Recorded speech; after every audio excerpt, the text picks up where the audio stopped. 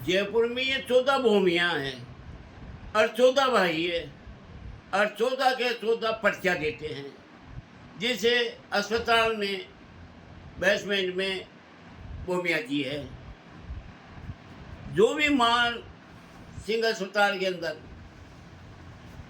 Doctor इनके दर्शन करके operation करने को जाता है तो ऑपरेशन सक्सेस होता है।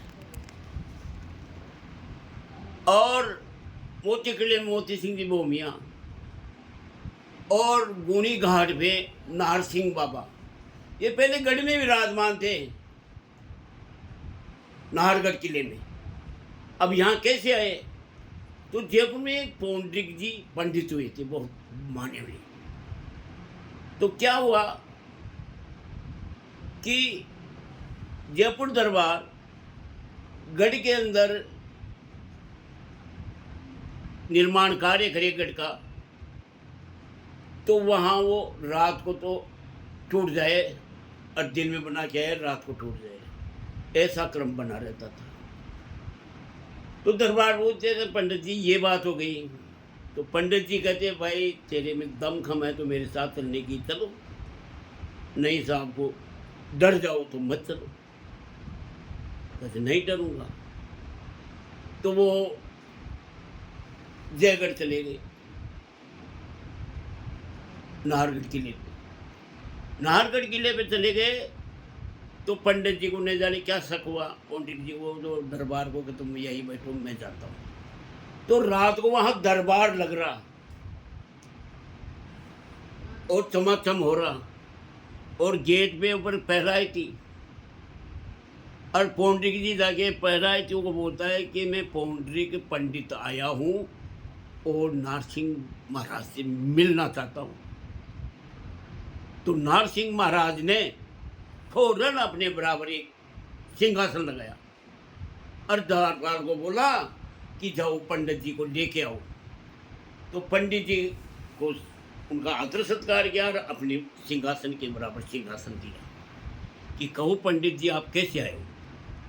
कि बात ऐसी है महाराज कि आपके कोई बेटा पोता यदि कोई गढ़ किला तालाब बांध बनाता है तो आप बनाने क्यों नहीं देते हो? कहते भाई ये तो मेरा स्थान है, मैं कैसे बनाने दूंगा मेरे स्थान में? तो आप कहते दूसरी जगह स्थान दे दिया जाए तो कहते मेरी यहाँ पूजा बरकरार है और मैं ले लूंगा। ऐसे गुणी घाट पे नाहरगढ़ किले से महाराज को यहाँ स्थापित किया नारसिंह बाबा। ऐसे करके ये 14 भूमियाँ है, 14 के 14 पर्चा देते हैं। बस मेरी बीमारी की वजह से मैं इतना ही बनाना चाहता हूँ कि ये जयपुर की काशी में है। और आप एक ये काम करो, मेरे YouTube की आधी कमाई गौशाला में जाएगी, आएगी तो नहीं, इसमें गौ माता के निमित्त काम करता हूँ। और मैं ये प्रण देता हूँ कि मेरे बेटे पोते 100 रुपये महीने के गौशाला में भेजेंगे। यदि वो गौशाला में नहीं भेजेंगे तो उसका हिस्सा गौशाला में चला जाएगा। तीसरी बात यह है कि जो लड़का जितना पढ़ा लिखा होता है उतना ही अंक मिलता है। यदि आप पढ़ाई नहीं और 0 मिल रहा है तो उसको नौकरी कैसे मिलेगी? वो अच्छे अंक प्राप्त करेगा, जब डॉक्टर इंजीनियर सब कुछ बनेगा। आरक्षण की तरह नहीं है ये पढ़ाई के अनुसार मैं बेटों पोतों का बंटवारा किया है मैंने और वैसे प्रतिशत से मिलेगा।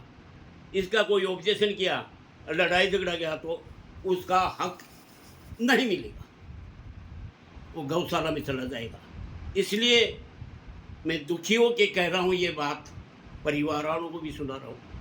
और जो मेरे को साथ दिया वो मेरे दाह संस्कार में भी नहीं आई। मेरी पुलिस इमदाद से मकान बना, मोहल्ले वाले डंडे लग रहे बैठे जब मेरे पोते को मकान बनाने दिया।